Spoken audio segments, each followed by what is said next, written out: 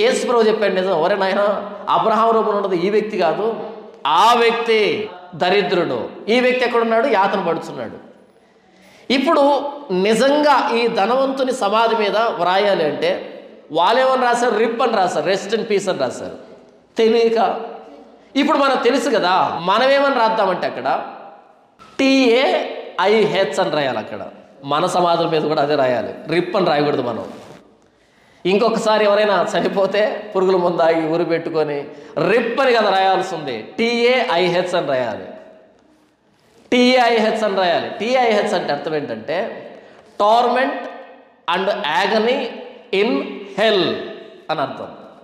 Torment నరకయాతన, and agony భరించలేని బాధ, in హెల్ నరకంలో యాతన పడుతున్నాడు, నరకంలో విపరీతమైన బాధను అనుభవిస్తున్నాడు అని అర్థం. TAIH అని రాయాలి. కామెంట్ ఏం పెట్టాలి? పురుగుల ముందు చచ్చిపోయాడు అనుకో, కామెంట్ ఏం పెట్టాలి? TAIH హీరో గారు అని పెట్టాలి. ఇక్కడ రకరకాల పాపాలు చేశారు, ఇప్పుడు మీరు torment and agony in hello ఉన్నారు అని.